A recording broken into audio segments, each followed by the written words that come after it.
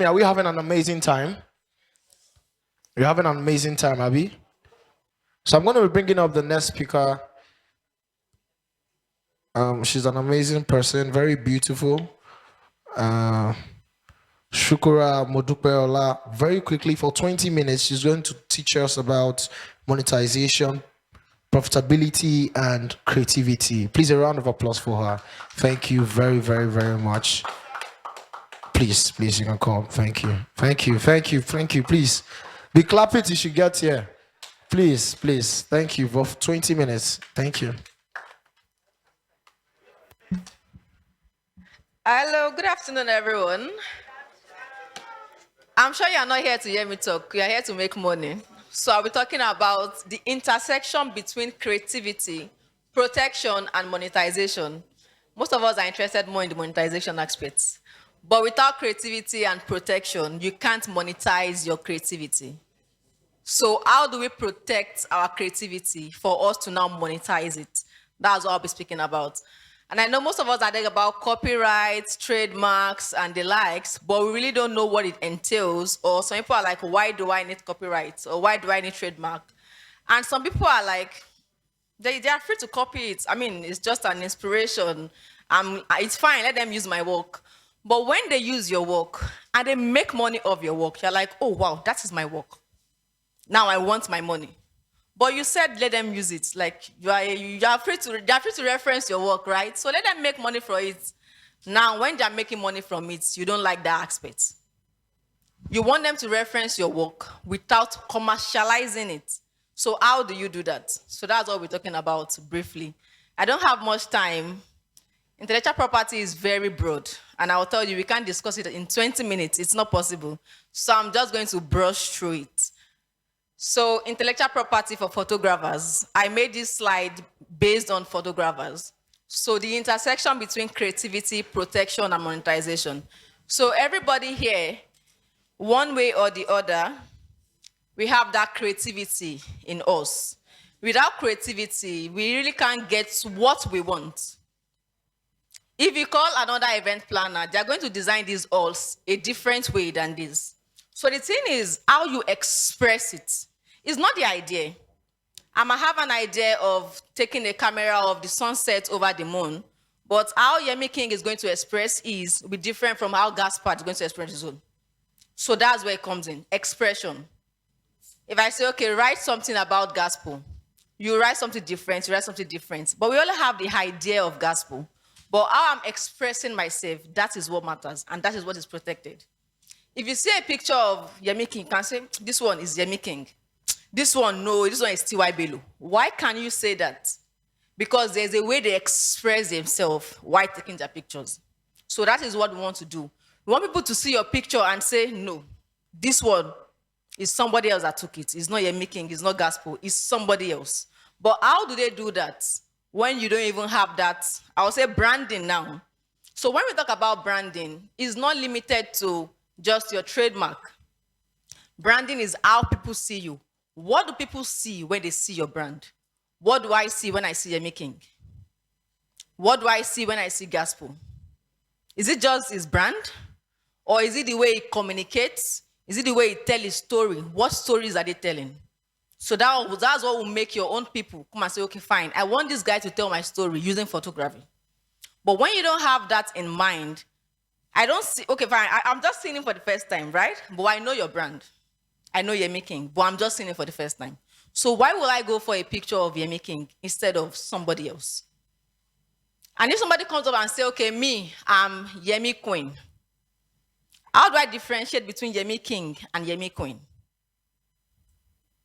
Someone was saying before that they don't care about competition. We need to care about competition. Competition keeps you in pace. Like, what is the person doing that is different? I want to do something better. And that's why I say, imitation is different from inspiration. You can get inspired from somebody's work, but don't imitate that work. Because it is what you put in your own work that will make you stand out from that person. That is your originality. If you are not original, you are just copying different people's work. How will I differentiate this one from this one? When I see a copied work, I can say that this work is for this person. But when you've imputed your own originality in that person's work, I can say, okay, fine, this work has been transformed to something else. Now it belongs to this person. So that originality is very important. And that will bring us to trademark and copyright. So here is greeting you guys and saying you have done a very good job. So you are doing an amazing job capturing, refining, and documenting people's life events in an unforgettable manner. And for this reason, you should definitely have a payday.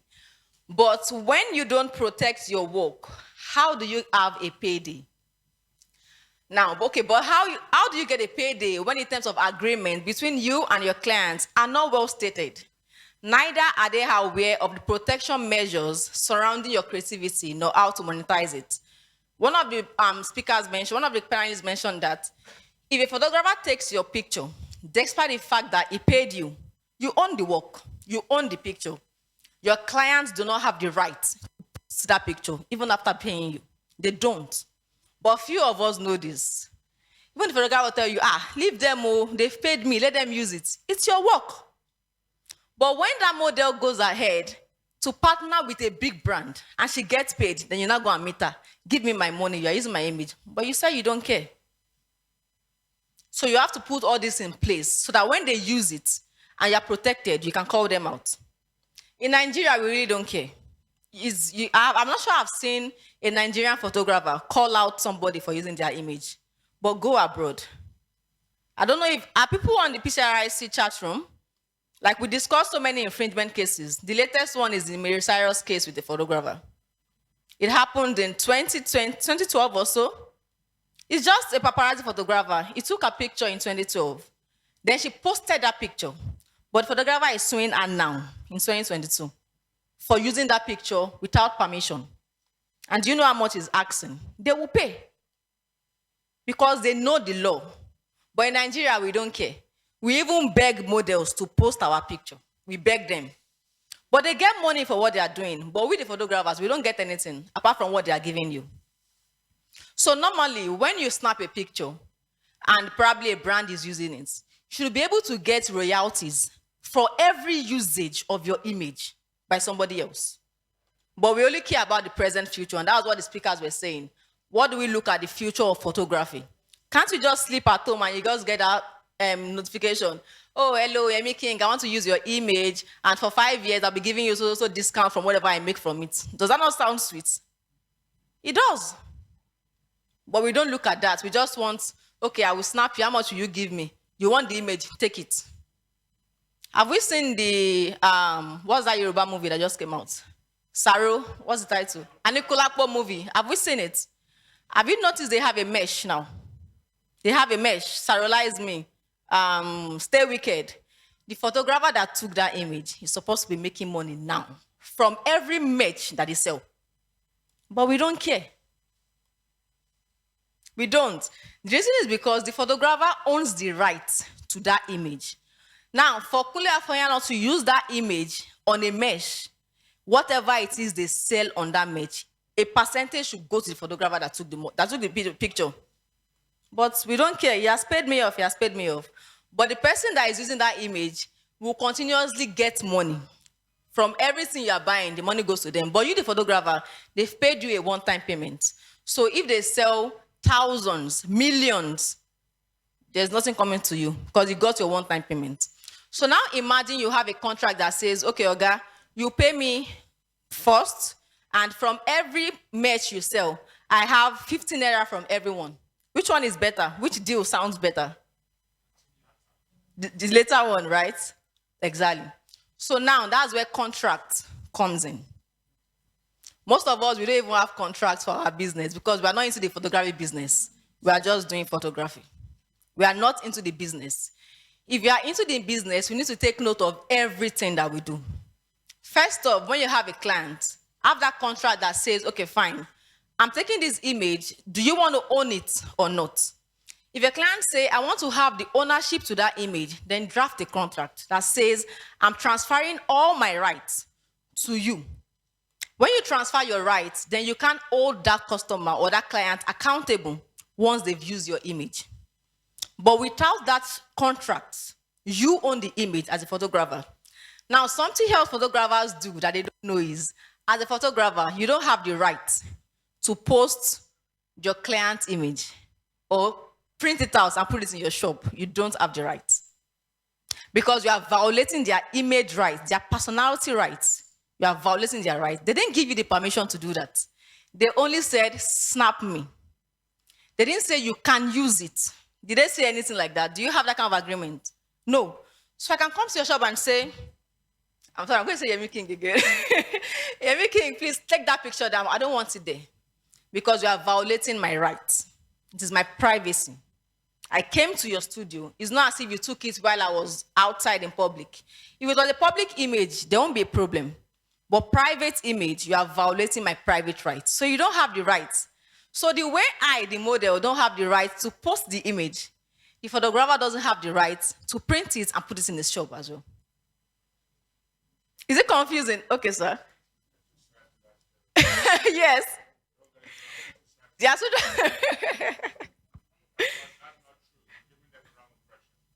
it depends on what they sign. Yes, I'm still going to come there. I don't have to know because most people don't know. So we'll come to the side of signing later. Okay, which is the contract based. So if you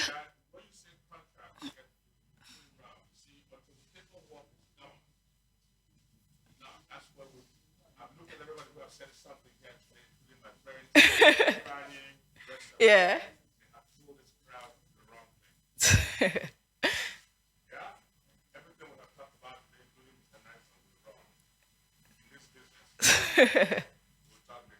Okay.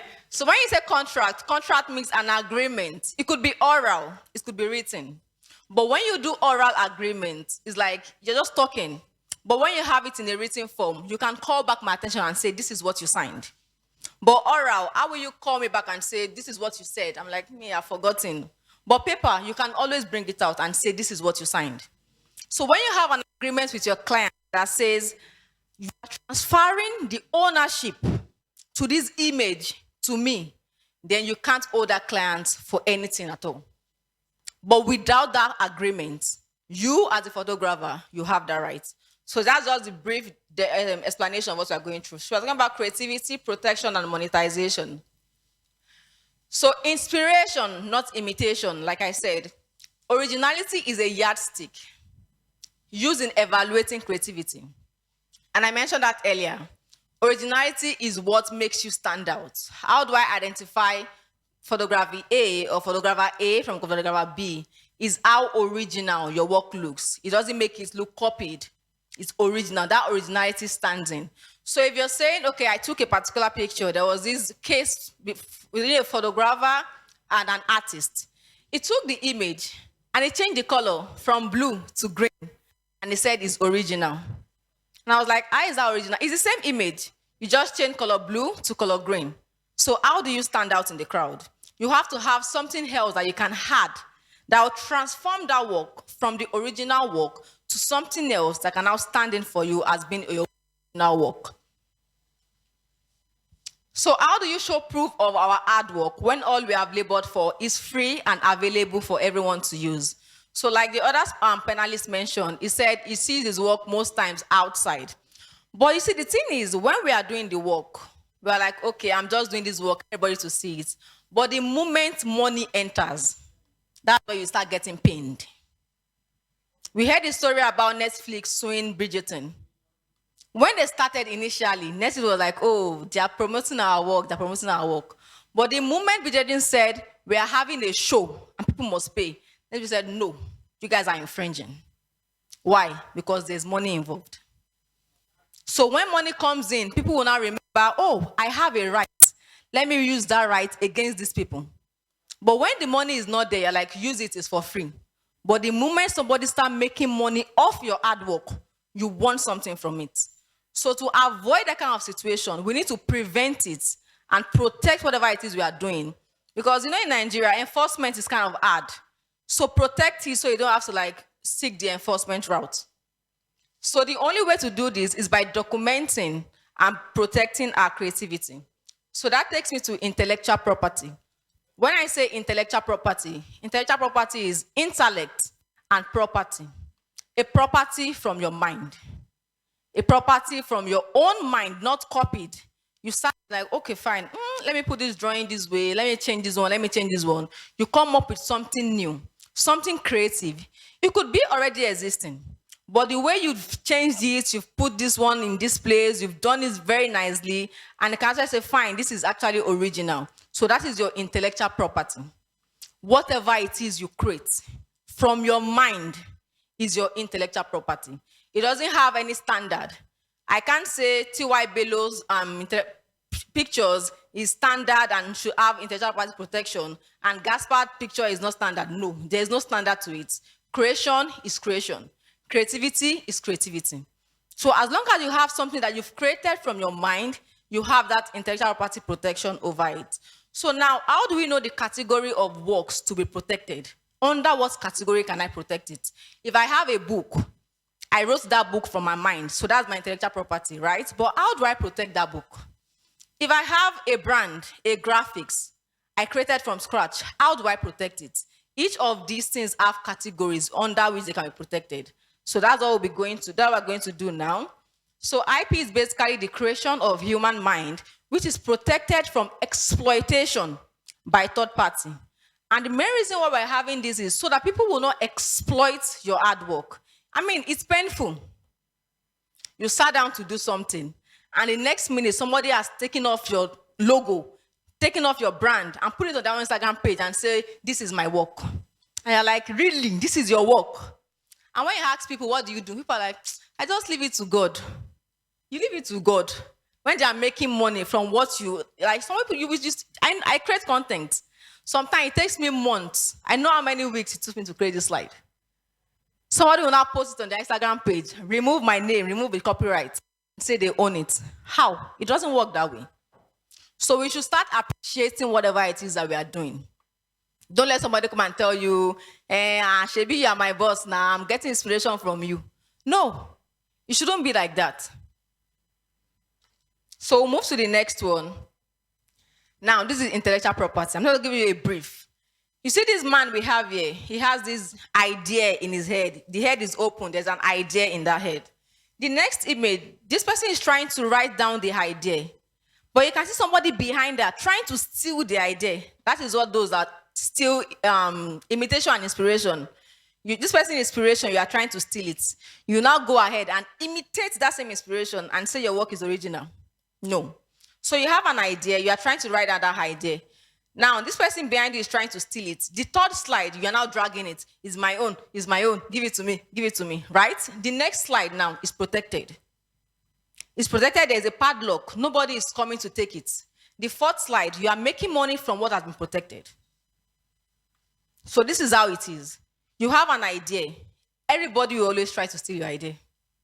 They will always try to steal it. But the way you express that idea is different from the way they're going to express your own idea. So fine, yes, you can have an inspiration based on my work, but how you're going to express it will be different. If I say spell gospel, I can say G-A-H-S, right? Somebody else can say G-A-S. Somebody else can say G-A-R-S. But we're still spelling the same name, but how we are spelling it is different. That's the expression. That's where expression comes in. So this person has the idea. This person is trying to take the idea. Now, if I have an idea in my head, I didn't write that idea, and I called this my uncle and said, this uncle, I have this idea. And I found out that he has gone to implement that idea. Can I hold him? I can't hold him because I have nothing to show for it. Nothing at all. Now imagine I have an idea. I wrote it down in a book. Then I told him. And he went ahead to implement it. Can I hold him? Because I have proof. That is how it is. I have proof. So what can I use to protect this idea that I have written down? That's where copyright comes in. Copyright protects literary and artistic work, written down and fixed in a medium. If it is not fixed, it is just in your head, it's not protected. Because if you want to take him to court, you have to show proof of what you have done. If it's just in my head, will I tell the court to backtrack my head and see the discussion I had with him? No. But if I have it written down, I can bring out my proof and it can actually go ahead and probably pay damages or something. So you see this third one, they're now fighting. It is mine, it is mine, it is mine, it is mine. But let's assume this person had protected it right from time. They won't be fighting about it. So the last slide is where this person is trying to exchange this written idea or this protected idea for money. That is where whatever photography you've protected, you can make money from it, even after they've given you a one-time payment. So this brings us to types of intellectual property. We have this here. You see this book in chain protected by copyright. We can see this logo, this CC logo, the channel logo, that's a trademark. And we can see patents, research, know-how, inventions, that's patents. And we can see this beautiful chair here, that's industrial design. And the last one is telling you to keep quiet, that's trade secrets. So these are the categories under intellectual property. So under copyright, what can be protected? Your books, your novel, your song, your photograph, cinematography, music, musical work, literary and artistic work, copyright. This one, you have this CC, trademark, your logo, your design, your shape, your slogan, your tagline, trademark. Patent, inventions. How did this Canon camera, this Nikon camera, you put one together and you build them together, that's invention. You are inventing something. It doesn't necessarily have to be putting cations and anions or putting battery. Biro is a very simple invention. Before, we were always carrying feather and ink. And someone thought, okay, fine, what can we do differently? Then you brought out something, a pipe, you pour the ink, you put a pen, and it's writing. You carry it everywhere, it doesn't smell. That's an invention. You are solving a particular problem. As long as your invention is solving a problem, it is an invention. It doesn't have to be car, engine, all of that. It doesn't have to be. So that's patent. Now, design. Why do I prefer big bomb, small light? Those cars. Our brothers are, no, I don't like this car. It doesn't have big bomb. I like that one that has big bomb. No, me, I like small bomb. I like tiny lights. That's industrial design. How beautiful it is. The packaging. Have you ever bought something because of the pack? You don't know what is inside. Just the package alone attracted you so much by. That's industrial design. How beautiful. How does a making package his product from Gaspard? Why do I pick a making? Why not Gaspard? Why not this other person? The design, the packaging. It's as simple as putting stickers on popcorn will make that person sell compared to the other buyer. Because children love stickers. Children will buy from you more because they have that opportunity to put two stickers on there and go to their friend. See, me, I have spider sticker today. Where's your own sticker? Where do you buy from? This person. I will go there and buy. They are selling the same popcorn. The only difference is package. I added sticker to my own popcorn. What if I told you that the owner of Bobo was a staff of Videomake? Have you seen Bobo? Do you know Bobo? Do you know Videomake? Bobo is the big one. Videomake is the big one. Bobo is the small one. The staff was under Videomake. I was like, okay, fine. And my guy is doing this. What if I come up with something smaller that people can buy easily at a cheaper price? And they came up with Bobo. Now, let's assume there was a written agreement between Videomake and Bobo that says, you won't do this or you won't operate in this industry after you've left my workplace. Or you won't use my secret, now trade secrets. You won't use this secret for your own business. But that is employee now, Videomake, missed that space. So he had our opinion, he had our opportunity to produce Bobo. And every children wants Bobo. Do you know that Video now has a small drink? They have a Bobo size of drink now because they've noticed that Bobo sold. Bobo, yes. This one, please taste Bobo. So it was just packaging. If you taste Bobo and taste Videomake, it's actually the same thing. It's just, so what's our difference? Just the package. A smaller package and a bigger package. So if you are selling the same thing, don't say because I'm selling pomo, my neighbor is selling pomo, I cannot sell. You will sell. Put your pomo in not this ceiling bag. Put your brand name. Put something. You will sell more. And go to where your customers are. Don't tell me you want customers that will buy pomo of 1,000 and you are staying in Ijegun. No. Go to VI. go to Lekki, go to where your customers are. You are going to sell. If you go to ShopRite, the price you buy bottled water is different from the price you buy in a big hotel. Their price varies according to where they are